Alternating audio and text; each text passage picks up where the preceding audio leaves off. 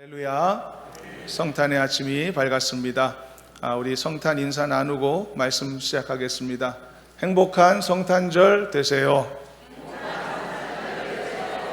다시 한번 행복한 성탄절 되세요. 네, 고백하고 축복한 대로 될 줄로 믿습니다. 예수께서 이 땅에 인간의 몸으로 태어나셨고 그리고 구속의 역사를 이루어 주신 이 역사적 사건, 이것을 기억하고 기념하기 위해 우리는 매년 이날을 성탄절로 지키고 있지 않습니까? 성탄절을 모르는 사람은 이 세상에 한 사람도 없을 것 같습니다. 온 세계의 절기가 됐는데, 그러나 모든 사람들이 성탄절의 참된 의미를 아는 것은 아니라고 했죠. 과연 우리에게 또는 그들에게 모두에게 성탄절은 어떤 의미로 다가오는 것일까? 예수 그리스도의 나심을 만방에 알리고 전하는 이 성탄의 아침을 우리에게 또 온 인류에게 하나님은 어떤 의미로 전달하신 것일까? 우리가 지난주 며칠 전 주일 예배 때는요, 예수님께서 참된 빛으로 이 세상에 오셨다는 사실을 살펴보았지 않습니까? 그리고 그 빛이 각 사람에게 비추게 되었고, 그 빛으로 인하여서 흑암의 세력에서부터 벗어난 것이 성탄의 의미다라고 말이죠. 그리고 예수님이 오신 목적이 바로 그것을 위한 것이다 라고 말씀을 하게 되지 않았습니까?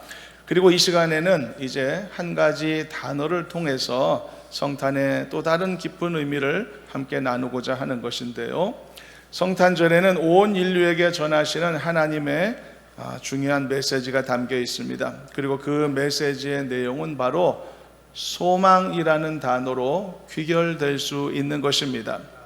여러분, 그렇습니다. 소망이라는 단어만큼 성탄절의 의미를 잘 설명할 수 있는 단어는 없다고 생각됩니다. 성탄절은 하나님이 예비하신 산 소망을 세상을 향해 선포한 첫 번째 가시적인 하나님의 역사였던 것입니다. 가시적인 역사라는 것에 주목할 필요가 있습니다. 눈으로 보여지고 그리고 만져지는 하나님의 역사였다는 뜻입니다. 본문 3절은 이렇게 말씀하는데 함께 읽어보도록 하겠습니다. 함께 합독해 봅니다. 우리 주 예수 그리스도의 아버지 하나님을 찬송하리로다. 그의 많으신 긍휼대로 예수 그리스도를 죽은 자 가운데서 부활하게 하심으로 말미암아 우리를 거듭나게 하사 산 소망이 있게 하시며, 예수 그리스도의 부활은 예수 그리스도의 십자가의 죽으심이 있었기 때문에 가능했죠.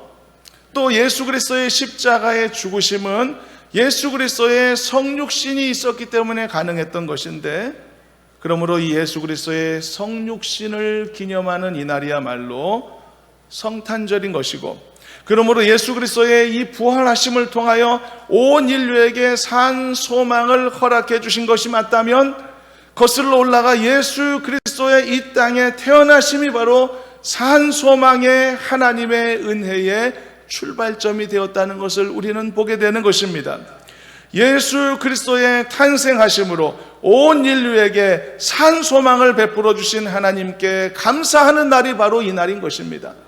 산 소망 주신 하나님 앞에 영광 돌리고 찬송하는 복된 성탄이 되기를 간절히 소망합니다. 산 소망이라는 이 말에 굉장한 의미가 있습니다. 산 소망이 있다는 말은 반대로 죽은 소망도 있다는 말 아닐까요? 맞는 말이죠.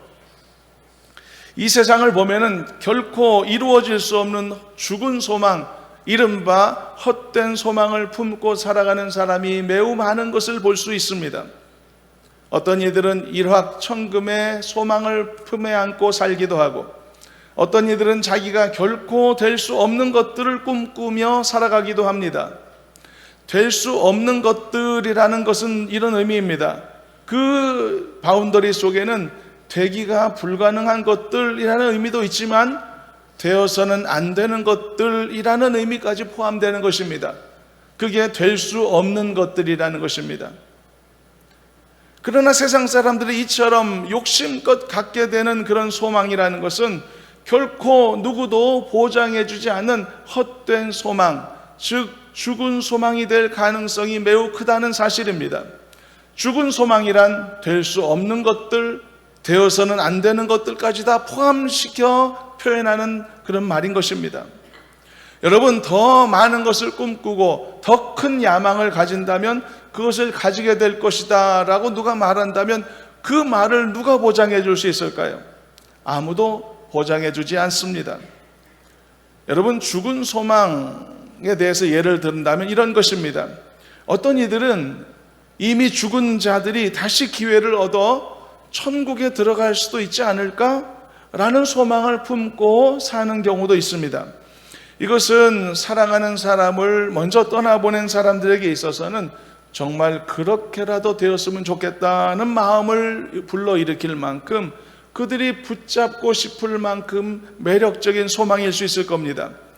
또 한 번의 기회가 있다면 얼마나 좋겠습니까? 모든 것에 말이죠. 마치 내 생명도 하나가 아니라 하나 더 있다면 얼마나 안심하고 좋은 일이겠습니까?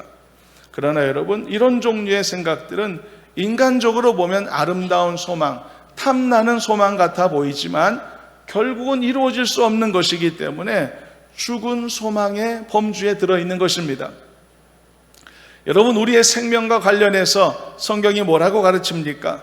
한 번 죽는 것은 사람에게 정하신 것이며 그 후에는 심판이 있으리라고 가르쳐주지 않습니까? 이런 식의 죽은 소망은 우리 주변에 꽤 많이 있는 것을 관찰할 수 있습니다. 소망의 내용이 아름답다고 해서, 소망의 내용이 정말 절실하고 간절하다고 해서 그 소망이 산소망 되는 것은 아닙니다. 무익하거나 또는 의미 없거나 또는 가능하지 않거나 또는 앞에서 말씀한 것처럼 되어서는 안 되는 것들까지 섞여 있다면 그것은 산소망이 아니라 죽은 소망에 해당되는 것입니다. 이러한 죽은 소망의 실체는 본문에 나오는 산소망이라는 말을 역설적으로 잘 설명해 주고 있는 것입니다. 여러분, 우리가 주님 안에서 갖게 된 소망은 살아있는 소망인 줄로 믿으시기를 바랍니다. 단지 우리의 바람만으로 끝나는 소망이 아닌 것입니다. 될지 안 될지 보장할 수 없는 그 무엇이 아닌 것입니다. 그렇게 되면 하나님도 기뻐하실 만한 것이고, 그리고 반드시 그렇게 되도록 하나님이 우리를 도우시는 그런 소망을 말하는 것입니다. 그게 바로 우리가 품게 되는 살아있는 소망인 것입니다. 그렇다면 하나님께서 독생자 예수 그리스도를 통해서 세상에 선포하신 이 산 소망의 구체적인 내용은 무엇일까? 그것이 이어지는 4절 말씀 속에 설명되어 있습니다. 4절도 읽어보시도록 하겠습니다. 읽어봅니다. 썩지 않고 더럽지 않고 쇠하지 아니하는 유업을 잊게 하시나니 곧 너희를 위하여 하늘에 간직하신 것이라. 믿으시기를 바랍니다. 여러분, 하나님께서 우리에게 주신 이 산 소망의 가장 중요한 구체적인 내용은 바로 썩지 않을 것, 더럽히지 않을 것, 쇠하지 아니하는 하늘의 영광을 상속받는 것임을 기억하시기를 바랍니다. 즉, 더러운 나의 모든 죄를 용서받고 구원에 이르게 되는 그 가장 본질적 소망을 말하는 것입니다. 이 불가능한 것을 이루시기 위해서 성자 하나님이신 예수께서 육체를 입고 이 세상에 내려오신 것입니다. 예수님께서 육체를 입고 이 세상에 오신 것은 우리를 만나시기 위함이기도 하지만, 그러나 나의 죄를 대신할 영원한 속죄의 제물로서 그 자신을 단번에 드리시기 위함에 있는 것입니다. 그리고 영원한 생명의 부활로서 죽음을 이기고 승리하시기 위해 이 세상에 오신 것입니다. 그래서 나에게는 불가능할 것 같은 이 소망이 실체가 있는 산 소망이 된 것입니다. 그러므로 여러분, 산 소망이라고 불리울 수 있는 소망의 가장 큰 실체는 무엇인가? 바로 나에게 주시는 구원과 생명의 은혜라는 사실을 잊지 않는 여러분 되기를 소망합니다. 가질 수만 있다면 너무나 귀한 것들이긴 하지만, 그러나 가능하지 않다는 것을 알기 때문에 꿈꾸어 보지도 못했고 바라보지도 못했던 것이 바로 내 죄 용서의 문제와 영원한 생명의 문제인 것이죠. 그런데 예수님이 이 세상에 오심으로 말미암아 이 소망이 단지 실체가 없는 바람으로 끝나지 않게 되었고, 살아있는 소망, 현실이 될 수 있는 소망, 반드시 이루어지는 소망으로 바뀌게 되었던 것입니다. 그래서 이 소망은 실체가 명확한 소망입니다. 불변의 소망입니다. 불멸의 소망인 것입니다. 그래서 우리는 이 소망을 산소망이라고 부르는 것입니다. 이 산소망을 주신 하나님 앞에 감사하는 우리가 되어야 할 줄로 믿습니다. 그리고 이 산소망을 실현하시기 위해 세상에 오신 예수님에게 감사하고 경배하는 이 귀한 성탄절이 되시기를 간절히 소망합니다. 바로 우리 믿는 자들에게는 이런 산소망이 있기 때문에 인생 중에 여러 가지 시험을 때로는 만나기도 하지만 오히려 크게 기뻐할 수 있다라고 말씀이 우리에게 가르쳐주고 있습니다. 이번에는 6절 말씀을 읽어보시도록 하겠습니다. 함께 합독합니다. 그러므로 너희가 이제 여러 가지 시험으로 말미암아 잠깐 근심하게 되지 않을 수 없으나 오히려 크게 기뻐하는도다. 여러분, 어느 누가 고난을 기뻐할 수 있습니까? 어느 누가 시험을 즐거워할 수 있습니까? 누가 큰 고통 속에 있음에도 불구하고 누군가가 막무가내로 너 그래도 즐거워해야 돼 라고 말한다면 어느 누가 그 말에 수긍하며 따를 수 있겠습니까? 그러나 하나님은 본문에서 말씀을 통하여 그럴 수 있는 이유를, 그래도 되는 확실한 이유를 우리에게 알려주신 것입니다. 너희들에게는 바로 산 소망이 있기 때문이다. 그래서 고난 중에도 즐거워할 수 있게 되는 것이다. 이 산 소망은 그게 이루어질지 아닐지 알지 못한 채 조바심 속에서 그것을 붙들고 살아가는 애처로운 세상 사람들의 소망과는 다른 것이다. 이 소망은 너희를 위하여 하늘에 간직된 안전한 소망이다. 이것이 고난 속에서도 너희들이 기뻐하고 여전히 감사할 수 있는 이유다라고 지금 말씀해 주고 있는 것입니다. 그렇다면 영원한 기업을 물려주시기 위한 이 소망을 이루기 위하여 왜 예수님이 인간이 되어 이 땅에 내려오셨을까? 왜 굳이 하나님이신 그분이 천한 인간의 몸을 입으셔야만 했을까? 그 길 외에는 다른 방법은 없었던 것일까? 여러분, 성탄절의 가장 중요한 신학적 의미는 바로 하나님이 사람의 몸을 입으셨다는 이 성육신 사건에 있는 것입니다. 그런데 간혹 이 성육신 사건에 대해서 회의하거나 의심하는 사람이 간혹 있기도 하죠. 그런데 이 의심은 두 종류로 나눌 수 있을 것 같습니다. 하나는 성육신 사건 자체를 아예 믿을 수 없어 하는 경우가 있겠고, 또 하나는 성육신 사건 자체를 얼마든지 가능한 하나님의 역사로 믿지만 그러나 왜 예수님이 그렇게 하셔야만 했는가에 대하여 확신을 갖지 못하는 경우들도 있을 수 있을 것입니다. 한마디로 의심이라고 하는 것이죠. 의심은 항상 믿음의 길을 가로막기 마련입니다. 그러므로 부질없는 의심을 떨쳐낼 필요가 있습니다. 얼마 전에 어떤 영상을 보니까 사람들이 덫에 걸린 맹수를 구출하는 모습을 본 적이 있습니다. 사람이 접근을 해서 그 덫을 풀어주어야만 그 맹수가 살아날 텐데 그 맹수는 접근하는 사람을 극도로 경계하고 두려워하면서 날카로운 이빨을 드러내고 사납게 으르렁거리고 있는 것입니다. 접근할 수가 있겠습니까? 도와줄 수가 없는 것이죠. 자기를 구출해 주려고 하는 사람의 그 진심을 알지 못한 채 굳게 마음의 문을 닫고 있는 그런 안타까운 상황입니다. 이런 상황은 누구라도 도울 수 없는 것이죠. 이것이 바로 의심의 안타까운 결과인 것입니다. 성자 하나님은 친히 육체를 입고 이 세상에 오셨습니다. 이것은 우리가 사도신경을 통해서도 얼마든지 고백할 수 있는 우리의 신앙 고백이 아니겠습니까? 그렇다면 왜 예수님께서 인간의 몸을 입으셔야만 했을까? 정말 그 방법밖에는 없었던 것일까? 나의 죄를 대속하시기 위한 산제물이 되시려는 목적이 당연히 강력하게 있죠. 그러나 그 목적 외에 혹시 나를 위한 어떤 다른 이유나 다른 배려는 혹시 있는 것은 아닐까? 예수님이 육신으로 이 땅에 오신 또 하나의 이유가 있다면 그것은 바로 의심 많은 나의 의구심을 깨쳐주시기 위함도 있는 것은 아닐까? 여러분, 어느 추운 겨울날에 눈이 많이 내리던 성탄절이었습니다. 한 부부가 교회에서 성탄절 예배를 드리고 난 후에 집으로 돌아가는 길이었는데, 아내는 설교 시간에 들었던 예수님의 이 성육신 사건에 대해 의심하는 마음이 있어서 남편에게 말을 하기 시작합니다. 어떻게 하나님이 인간의 몸을 입을 수 있어? 그리고 왜 그러셔야만 했어? 나는 아무리 믿으려고 싶어 해도 믿어지지가 않아. 아내보다 더 믿음이 좋은 남편은 이런저런 말로 아내에게 설명을 했습니다. 그렇지만 소용이 없었습니다. 그런데 그렇게 걸으며 집에 오다가 집에 거의 다다르게 됐을 때 집문 앞에서 재밌는 광경을 보게 됩니다. 참새들이 먹이를 찾지 못한 채 힘없이 축 늘어져 있는 모습을 보게 된 것입니다. 추운 날씨에다가 온통 사방에 눈이 쌓였기 때문에 먹이를 찾을 수 없었던 것이죠. 그 광경을 본 남편은 얼른 집으로 들어가 먹이를 가져와서는 그 새들에게 가까이 다가가며 먹이를 주었습니다. 그러나 의심 많은 새들은 먹이를 먹으려 하지 않고 극도의 경계심을 갖고 가까이 다가가면 또 푸드득 날아가고 또 가까이 다가가면 또 푸드득 날아가는 일을 반복하게 된 것입니다.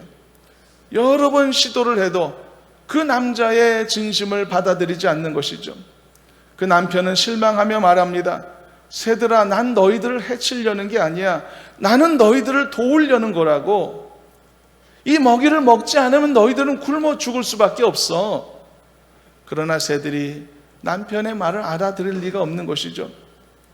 그런데 이 안타까운 상황을 한동안 지켜보고 있던 아내는 한 가지 놀라운 사실을 깨닫게 됩니다. 하나님이 주신 깨달음이겠죠. 아, 그렇구나.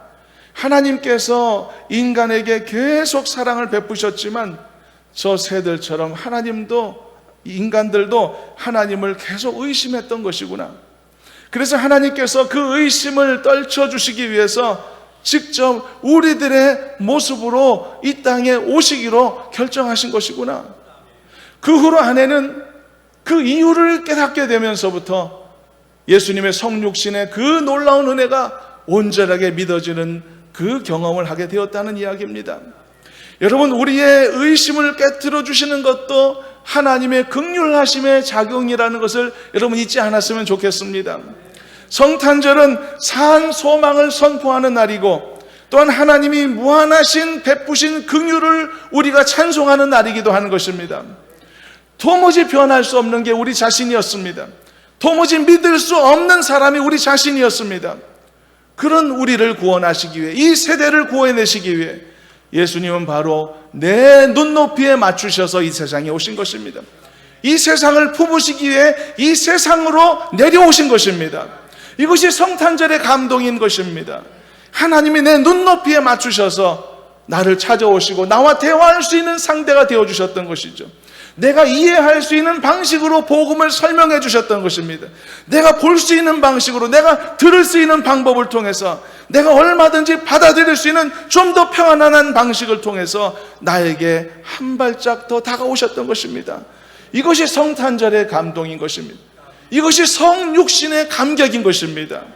바로 이런 성육신의 역사는 그래서 기본적으로 하나님의 긍휼하심이 담겨있는 역사인 것입니다. 죄 많은 나를 사랑하시고 의심 많은 나를 이렇게 불쌍히 여기셨기 때문에 예수님이 이 땅에 오신 줄로 믿으시기를 바랍니다. 그리고 이 긍휼은 곧 큰 소망으로 이어지는 것입니다. 하나님이 우리를 긍휼히 여기지 않으셨다면 우리에게는 소망 자체가 주어지지도 않았을 것입니다. 그러나 하나님이 우리를 불쌍히 긍휼히 여기셨기 때문에, 우리를 지극히 불쌍히 여기신 그 사실 때문에 우리를 구원하시기 위한 이 산소망의 역사가 계획될 수 있었고 실천될 수 있었다는 것을 잊어서는 안 될 것입니다. 그러므로 여러분, 궁극적으로 하나님의 긍휼의 마음이 우리에게는 소망 자체가 된 것입니다. 하나님이 나를 불쌍히 여기셨기 때문에 그게 우리가 살아날 수 있는, 살 수 있는 소망으로 변화될 수 있었던 것입니다. 나를 불쌍히 여기지 않으셨다면 내가 어떻게 살 수 있습니까? 내가 어떻게 존재할 수 있습니까? 내가 어떻게 소망을 말할 수 있는 사람이 될 수 있었겠습니까? 그러나 하나님이 나를 불쌍히 여기셨기 때문에 우리는 소망을 말할 수 있고 소망을 나눌 수 있는 이 시간을 우리가 함께 할 수 있게 된 것이 아니겠습니까? 그러므로 여러분, 소망을 말하지 않는 성탄절은 예수님이 이 땅에 오신 의미를 이해하지 못하는 것입니다. 소망을 말하지 않는 성탄절은 성탄절이 아닌 것입니다. 사랑하는 여러분, 그러므로 이 성탄의 아침을 맞이해서 하나님이 우리 각각에게 주신 이 산 소망을 고백하고 그리고 그 소망을 선포하는 저와 여러분들이 되시기를 주님의 이름으로 축원합니다. 하나님, 나에게 이 산 소망 주시니 감사합니다. 그리고 이 산 소망을 예수님의 탄생을 통해 이루어 주심을 감사합니다. 그리고 이 세상에서 산 소망을 위한 하나님의 역사를 이끌어 주시니 감사합니다.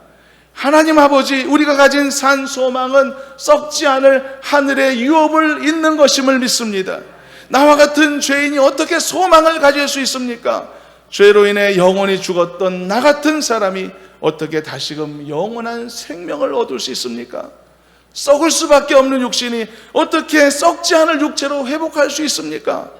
이 땅의 재물과 이 땅의 영화가 전부인 것처럼 착각하며 살아가는 어리석고 연약한 나 같은 영혼이 어떻게 하늘에 간직해 둔 썩지 않을 유업을 물려받을 수 있습니까?